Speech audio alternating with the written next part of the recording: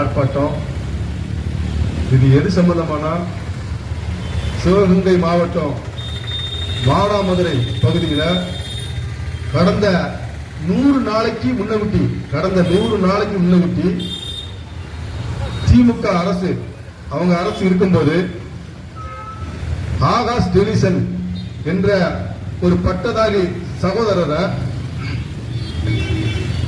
காவல்துறைக்கு விசாரணை என்ற பேரில் அழைச்சிட்டு போய் அந்த பையனை கரண்டைக்கு கீழே சாக்க வச்சு கட்டி இரும்பு கம்பியால் அடைச்சி அந்த காலை உடைச்சிட்டாங்க. அதுல பீடிங் நிக்காம மருத்துவமனைக்கு கொண்டு போய் சேர்க்க போற வழியில அந்த பையன் இறந்து போனான். மற்ற விஷயங்களை சகோதரர்கள் பேசுவாங்க. ஆனா நம்ம என்ன சொல்லுதோம்னா, அந்த பையனை காலை உடைச்சாங்கல்ல, அவன் என்ன தவறு செஞ்சான் என்பது ஆராயணும். அவன் அந்த தவறு செய்தானா அந்த தவறுக்கு தகுந்த மாதிரி என்ன செய்யலாம், அந்த எஃப்ஐஆர் அதாவது முதல் குற்ற தகவல் அறிவிக்கைன்னு சொல்லுவாங்கல்ல, அதுல எழுதி கொடுத்தாங்கன்னா கோர்ட்டு அவனுக்கு என்ன தண்டனையோ அதை கொடுக்கும். அந்த தண்டனையை பெற்றுட்டு அவன் பிழையில வெளியே வந்தா வராரு, இல்லைன்னா உள்ள இருக்க போறாரு. ஏன்னா ஆனா அந்த வேலையை செய்யாம அங்க உள்ள காவல்துறை அதிகாரி செஞ்சதுனால அந்த பையன் இறந்து போனான். அப்ப அது கொலை வழக்கா மாத்தணும். அப்ப செஞ்சவங்களுக்கு அந்த கொலை குற்றத்துக்கு கூடிய தண்டனை கிடைக்கணும். ஆனா அது கிடைக்கல. இப்போ ஆட்சி மாறிடுச்சு. இந்த ஆட்சி மாறினதுக்கு அப்புறமாவது இந்த அவங்களுக்கான தண்டனை கிடைக்கணும்.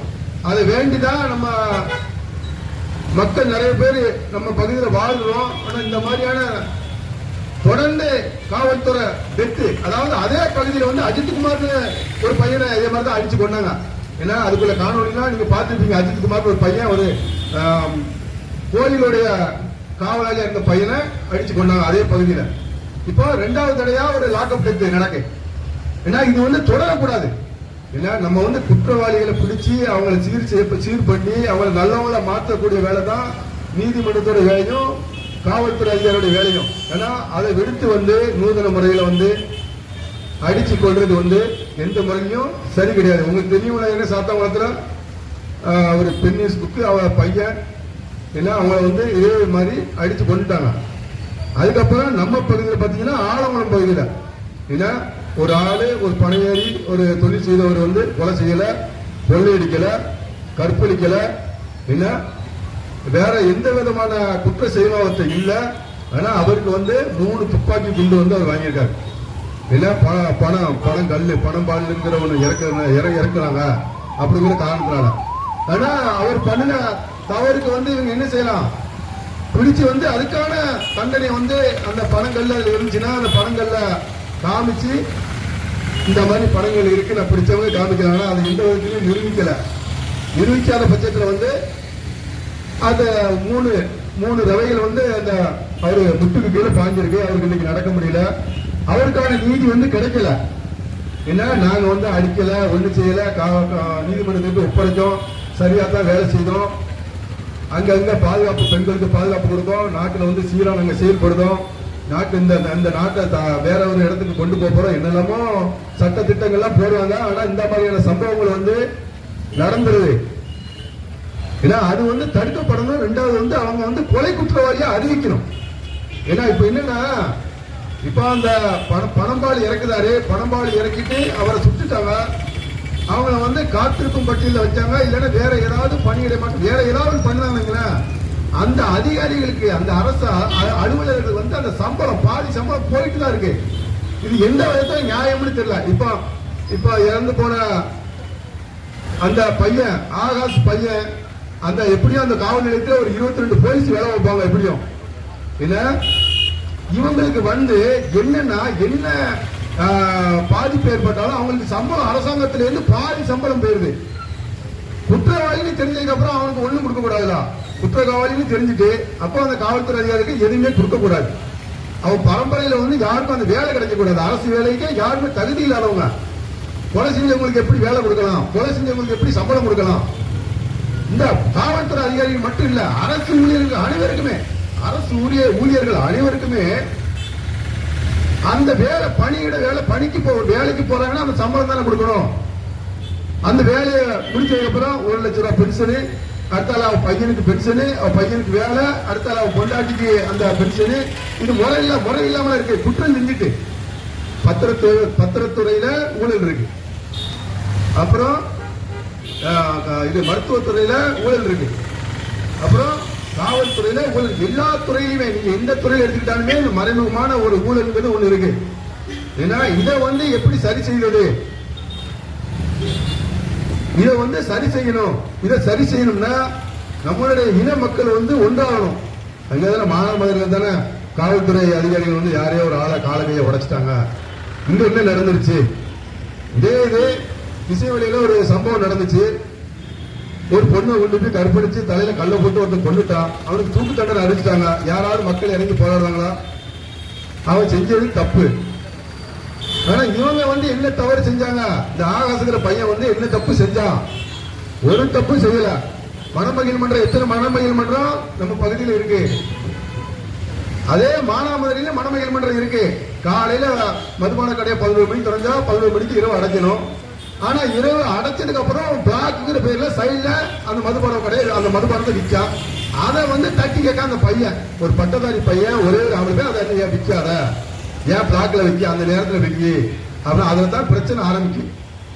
அதுல பிரச்சனை ஆரம்பிச்ச உடனே நினைச்சுதாங்க இந்த மாதிரி பிரச்சனை. அந்த பார்ல சண்டை ஆரம்பிச்ச உடனே காவல்துறைக்கு தெரியாம 11 மணிக்கு மேல விற்க முடியுமா? காவல்துறைக்கு தெரியாம நீங்க ஒரு 12 மணிக்கு மேல நீங்க ஆந்திருக்கலாம். ஏதாவது ஒரு தெருவுக்குள்ள ஒரு ரவுண்ட் நீங்க வந்துங்க பார்ப்போம். 12 மணிக்கு மேல எப்படியாவது காவல்துறை அதிகாரி என்ன ஏன்னு கேட்பாங்க. அப்ப 12 மணிக்கு மேல மதுபானம் மட்டும் எப்படி விற்கும் காவல்துறை அதிகாரிக்கு தெரியாம? அப்ப ஒரு பையன், ஒரு பட்டதாரி பையன், ஒரு படிக்காத முட்டாள இருந்தா பிரச்சனை இல்ல. ஒரு படிச்சவன் ஒரு இடத்துல போய் இந்த மாதிரி விற்காதீங்க, தவறு இருக்கு, இந்த மாதிரி செய்யக்கூடாதுன்னு கேட்கான். அப்ப அவ குடும்பத்துல நினைச்சாங்க, வேண்டாம் பாய்க்க வேண்டாம் சொல்லி கோயம்புத்தூருக்கு வெளியூருக்கு அனுப்பி வச்சிருந்தாங்க. அந்த பையன் வாரான், மறுபடியும் அதே பார்க்கு வாரான், தாய் தோப்பு கிட்ட யாருக்கும் சொல்லாம வாரான். அவங்களுக்குள்ள ஏதோ பிரச்சனை நடக்குது, கத்தியை கொண்டு குத்திட்டாங்க வைங்க, கத்தி வச்சுட்டோம்னு சொல்றாங்க. கத்தியை கொண்டு எதிர்பார்த்தியை குத்திட்டாங்கன்னா அந்த குத்துல தடம் இருக்கணுமா வேண்டாமா? அப்ப அந்த குத்துல மருத்துவருடைய சர்டிபிகேட் சொல்லணும்ல, இந்த பையன் இந்த ஆளை குத்திட்டான் அதனால இந்த தண்டனை கொடுங்க அப்படின்னு எந்த இதுவுமே இல்ல. ஒரு ரிப்போர்ட் கொடுத்துட்டான்னு சொல்லுவீங்க. ஒருத்தன் கத்தியை கொண்டு குத்திட்டான்னு சொன்னா அதுக்குள்ள எவிடன்ஸ், எந்த எவிடன்ஸுமே இல்ல. சரி அப்படியே பிடிச்சிட்டு போனாலும் ஒருத்தனை கத்தியை கொண்டு குத்துனா இங்க இருக்க காவல்துறை, இங்க இருக்க காவல் நிலையத்தில் போய் இப்படித்தான் நடவடிக்கை எடுப்பாங்க. நம்ம பகுதியில் எத்தனை காவல் நிலையம் இருக்கு? அச்சம்பூர்ல இருக்கு, அப்புறம் எலத்தூர்ல இருக்கு, அப்புறம் செங்கோட்டையில இருக்கு, புரியரில் இருக்கு, சாம்பாடுல இருக்கு, தென்காட்சியில இருக்கு, ஆலங்குளத்துல இருக்கு, பாவட்டத்துல, எல்லா பக்கமே ஆலோசனை கடை எல்லா பக்கம் இருக்கலாம். இதுல எந்த காவல் நிலையத்துல ஒருத்தர் கத்தியை கொண்டு குத்திராம சரி நம்ம பகுதியில எவன் இந்த மாதிரி காலை உடைச்சு ஆளை கொண்டான் சொல்லுங்க? எந்த காவல் நிலையத்தை காலை உடைச்சு ஆளை கொண்டாமனு எங்கேயாவது இருக்காரு பாருங்க. இப்ப புதுசா அந்த கலாச்சாரம் வருது. அதுக்காக புதுசா அந்த பணியாளி சுட்டாங்கல்ல, இதே மாதிரி இந்த மாதிரி கலாச்சாரம் வரக்கூடாது. காவல்துறைனா இந்த திமுக அரசுல அவங்களுக்கு மறைமுகமா ஒரு பேர் உண்டு. காவல்துறைக்கு என்ன பேர்னா அரசாங்க ரவுடி. அதை வெளியில நிறைய பேருக்கு அது வரல. அதனால அந்த பயன்பாட்டு சொல்ல அது வரல. பேஸ்புக்ல அந்த முகநூல்லையோ அந்த வாட்ஸ்அப் அந்த பகிர்வு குழுலையோ அரசாங்க ரவுடி அப்படின்னு வரல. ஆனா அரசு இனிமேல் செயல்பட்டா இவங்களுக்கு காவல்துறை இல்ல, காவல்துறை கிடையாது, அரசாங்க ரவுடி. எந்த அரசாங்க? தாவேக்கா. இப்ப அரசு அவங்க தானே இருக்காங்க, அவங்க தானே போலீஸ் துறை இருக்கு, அவங்க தானே எல்லா துறையும் இருக்கு. அப்ப என்ன செய்யணும்? இவங்களுக்கு என்ன செய்யணும்? பகிரங்கமா அரசாங்க ரவுடி.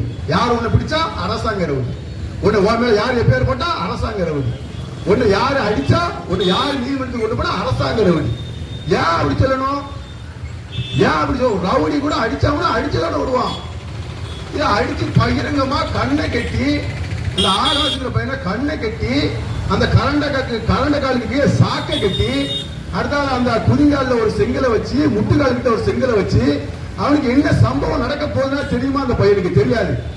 அப்ப கால் சொல்லி கடப்பாறை வாங்கி அடிச்சானாவும் அப்ப கால் முறிஞ்சுது. கால் முறிஞ்ச உடனே என்னது? ரத்தம் பீடிங்குது, ரத்தம் அதிகமா வருது, ரத்தத்தை கட்டுப்படுத்த முடியல. அப்ப அவசரமா அரசாங்க ஆஸ்பத்திரி கொண்டு போய் சேர்க்காங்க. அங்க முடியல, உயிர் போயிடுச்சு. அப்ப இதுக்கு யார் பொறுப்பு? அப்ப என்ன செய்யணும்? இது காவல்துறை இல்ல, காவல்துறை கிடையாது, இது அரசாங்க ரவுடி. இனிமேல் 10 பேர் எப்படி சொல்லணும்? முன்னால அந்த காலத்துல மாமியார் வீட்டுக்கு போனியா, மாமனார் வீட்டுக்கு போனியா, இப்ப அப்படி சொல்லக்கூடாது. கொலை செய்தவன், அடிச்சு கொள்ளுதவன், 22 இடத்துல காயத்தை ஏற்படுத்தவன், முட்டுக்கு கீழே சுடுதவன்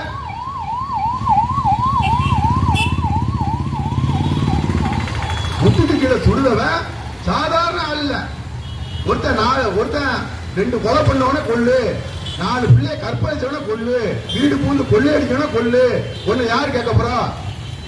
அதெல்லாம் விட்டுட்டு ஏப்ப சோப்ப கஞ்சிக்கு வழி இல்லாதவன, பணப்பால் இறக்குறவன, பனை ஏறிய அவன் பனை ஏறிய ஒரு ஆள் வந்து சொல்றீங்கன்னா பனை ஏறிய சொல்றீங்க, அதுல கல் இருக்கான்னு பாருன்னு சொல்றீங்களா? கல் இருக்கான்னு பாரு, இந்த மரத்துல ஏறு, அந்த மரத்துல, அந்த குற்றவாளியவே. உங்களுக்கு தெம்பும் தைரியம் இருந்தா காவல்துறை அதிகாரிகள் உங்களுக்கு ட்ரைனிங் கொடுத்துப்பாங்க, கையில ஒத்த கையில அப்படியே தரிச்சு ஏற மாதிரி நீங்களே ஏன் பாத்திர வேண்டியதுதானே? எத்தனை பணமரம் இருக்கு தென்காசி மாவட்டத்துல, அத்தனை பணமரத்து இது ஒரு பயிற்சியா கொடுத்து வேண்டியதுதான். பணம் பால் இருக்கா, பணம் கல் இருக்கான்னு ஏறி பாரு, அவனே ஏறி பார்த்து அவனே சுத்து சாவுல. இது எந்த வகையில நியாயம்னு நமக்கு தெரியல. இதை எவனும் கேட்க மாட்டான். ஏன்னா 4 பேர் வருவாங்க, எவனும் கேட்க மாட்டான். 40 பேரை சுட்டாலும் 4 பேரை சுட்டாலும் அடிச்சு கொண்டாலும் யாரும் கேட்க மாட்டாங்க அப்படிங்கிற ஒரு மன தைரியம், அப்படிங்கிற ஒரு தெம்பு. அவனுக்கு வந்து சாப்பாடு அந்த அரசு அதிகாரிகளுக்கு, அதாவது காவல்துறை அதிகாரிகள் மட்டும் இல்ல, ஒட்டுமொத்த அரசு அதிகாரிகள், ஒட்டுமொத்த அரசு அதிகாரிகளுக்கும் சாப்பிடுற சோறு எங்க இருந்து பணம் வருது? அவன் மாமியார் வீட்டுல இருந்தும் மாமனார் வீட்டுல இருந்தும் வராது. கண்டிப்பா நம்ம வேர்வில இருந்து வேலை பார்த்து நம்ம கொடுத்த வரிப்படத்துல சாப்பாடு. அவன் வீட்டுல ஓடுற காத்தாடிக்கு யாருக்கு கரண்ட் பணம் கட்டுறதுக்கு பணம் யாது? அவன் பொண்டாட்டிக்கு தாய் செய்து தங்கச்சி போடுறதுக்கு பணம் யாது? நம்ம கொடுத்த வரிப்படத்துல அந்த சம்பளத்தை வாங்கி அதுல வந்து நகலட்டு வாங்கி போடுறது. இதுக்கு என்ன அர்த்தம் தெரியுமா? அரசாங்கத்துல பணம் வாங்கி கஞ்சி குடிக்கோம்னா பொண்ண பயன் அர்த்தம். நம்ம நெத்தி வேற நேரத்துல சுத்தி வேலை பார்த்து அந்த 400 ரூபாய் 500 ரூபாய் கிடைச்ச கூலியில கஞ்சி குடிக்க நம்ம பச்சா நம்மளதான் ஆம்பளை. அரசாங்க அதிகாரி வேலை பார்த்து பத்திரத்துறையில வேலை பார்க்கறவன் லஞ்சம் வாங்கி திங்கவன், அப்புறம் தாலுகா ஆபீஸ்ல வேலை பார்த்து லஞ்சம் வாங்கி திங்கவன், கிராம நிர்வாக அலுவலகத்தில் வேலை பார்த்து லஞ்சம் வாங்கி திங்கவன், வட்டாட்சியர் போக்குவரத்து அதிகாரி இருந்து லஞ்சம் வாங்கி திங்கவன், காவல்துறை அதிகாரிகள் வேலை பார்த்து லஞ்சம் வாங்கி திங்கவன். பொண்ண பேருவன் என்ன அர்த்தம் தெரியுமா? பொண்ண பேருவன் என்ன அர்த்தம் தெரியுமா? பொண்ண பேருவன் 2 கட்டாமனு அர்த்தம். ஆம்பளையா பிறந்திருப்பான், ஆனா அவன் ஆம்பளை கிடையாது. ஆம்பளையா இருந்தா லஞ்சம் வாங்க மாட்டான், அடுத்தவனை அடிக்க மாட்டான். அவன் குற்றத்துக்கு தகுந்த மாதிரி தான் தண்டனை. குற்றத்துக்கு தகுந்த மாதிரி நான் ஒருத்தனை வெட்டி இந்த ரோட்ல கொண்டுட்டோம்னா எனக்கு கொலை குற்றவாளி கொலை விலைக்கு தானே மேல பதிவு பண்ணும். நான் 90 நாளைக்கு மேல வெளியே வராதற்கு ஏன் சொல்லுங்க. அந்த நாளைக்கு என்ன செய்யுது? கூட்டிட்டு போய் காலை உடைக்குது, பின்னால நின்று சுட்டு கொள்ளுது. எவனை அடிச்சாலும் கேட்க ஆள் இல்ல. ஏன்னா இங்க இட ஒற்றுமைன்னு ஒண்ணு இருக்குல்ல, இணை ஒற்றுமைன்னு அது கிடையாது. தமிழ்ல ஒரு ஒற்றுமைன்னு சொல்றாங்கல்ல, உணர்வுன்னு ஒண்ணு சொல்றாங்கல்ல, அது கிடையாது. நம்ம மண்ணுல அது கிடையாது. அப்படி இருந்துச்சுன்னா யாரையா ஒருத்தர் சுட முடியுமா? காவல்துறை அதிகாரி யாரையா சுட முடியுமா? தூத்துக்குடியில பாத்தீங்கன்னா கிட்டத்தட்ட 13 பேர் சுட்டுக் கொள்ளாங்க. ஒரு மாவட்ட ஆட்சியர் அலுவலகத்துக்கு வந்து மனு கொடுக்க போறவங்கள யாராவது சுட்டுக் கொள்வாங்களா? எந்த நாட்டையாவது சுட்டுக் கொள்வாங்களா? வாயில, வயிற்றுல, மர்ம உறுப்புல, தலையில, நெஞ்சில ஒரு கலவரமே வளர்க்கல. துப்பாக்கி எடுத்து மேலதானே சுடணும், இல்லைன்னா ரப்பர் குண்டை வச்சு சுடணும், இல்லைன்னா கண்ணீர் போய் கொண்டு தானே வீசணும், இல்லைன்னா அதை சினிமாவில் கூட காமிக்கணும், தண்ணியை போய் தானே அடிக்கணும். ஏக சுடுறதுக்கு யாரும் அப்ப எவன் அதிகாரம் கொடுத்தா சுடுறதுக்கு? அப்ப அவங்களோட நினைப்பு என்ன? ஆடு மாடு. இவங்க வந்து ஒரு இனம் கிடையாது, இது ஒரு ஆடு மாடு. ஆடு மாடை சுட்டா எவங்க ஆடு மாடு அர்த்தம் யாரு கேட்பா? எவனும் கேட்க மாட்டான். அப்போ இங்க இருக்கிற ஒரு இனம், நாடாருங்கிற ஒரு இனம் ஆடு மாடு, தேவருங்கிற ஒரு இனம் ஆடு மாடு, கோணாருங்கிற ஒரு இனம் ஆடு மாடு, பல்லருங்கிற ஒரு இனம் ஆடு மாடு, பறைங்கிற ஒரு இனம் ஆடு மாடு, படையாட்சிங்கிற ஒரு இனம் ஆடு மாடு. ஏன்னா உணர்வு இல்ல. ஒருத்தரை சுட்டாச்சுன்னா உணர்வு இல்ல. காக்கி சட்டையை போட்டு அவரு ஒரு மிடுக்கா ஒரு தோரணே வந்துட்டா கஞ்சி யாருப்பா உனக்கு ஊத்துதா? உனக்கு கஞ்சி நாங்க தானே ஊத்துதோம். பஸ்ல டிக்கெட் எடுத்துக்கு வரி போடுதான், பஸ்ல டிக்கெட் எடுக்கணும்ல அந்த காசு, தண்ணு பணம் கட்டுற காசு, தண்ணி வரி கட்டுற காசு, வீட்டு வரி கட்டுற காசு, இதெல்லாம் யாரு கொடுத்தா? யாருக்கு உனக்கு யாருக்கு வருது சம்பளமா? யாருக்கு வந்து சம்பளமா? என் மேல ஒரு வழக்கு வந்தா நீதிமன்றத்துக்கு 400 நாள் நான் அலைவேன், எனக்கு எந்த பேரும் சம்பளம் தர மாட்டான். ஆனா உனக்கு என்ன கூட்டிட்டு போற பத்தியா உனக்கு சம்பளம் உண்டு. இனிமேல் எந்த மேல எவன் மேல ரிப்பேர் போட்டா அவனை வந்து கூட்டிட்டு போற ஆளு, அதாவது பொய் வழக்கா இருந்தா அவன் சம்பளம் பூரா அந்த போலீஸ் இருந்து கொடுக்கணும். அதுக்கு என்னென்ன ஆய்வுப்படும்? பொய் வழக்கு எவன் மேலே போட்டியோ அது எத்தனை நாளைக்கு அவன் வழக்குக்கு அலைஞ்சானோ அந்த வழக்கு செலவு அத்தனையோ அவன் எவன் பேர் எழுதானோ அவன் மேல போடணும். எனக்கு ஒரு நாள் சம்பளம் 1000 ரூபாய், உனக்கு 1 வருஷம் வந்துக்கா இவ்வளவு தான், இல்லைன்னா உன் பொண்டாட்டி அனுபவிச்சா தான் அப்படின்னு நம்ம கேட்கணும். அதை கேட்டா அவனுக்கு உணர்வு வரும். அப்படின்னா பொய் வழக்கு போட மாட்டான், பொய் வழக்கு போட மாட்டான். எத்தனை பேர் மேல பொய் வழக்கு கோர்ட்டுக்கு வாரம் போல ஜெயிலுக்கு பாயமட்ட ஜெயிலுக்கு கிடக்கும் போது பாத்தீங்கன்னா 50 ரூபா திருட்டு, 500 ரூபா திருட்டு, செல்போன் திருட்டு, ஒரு காரணம் கிடையாது.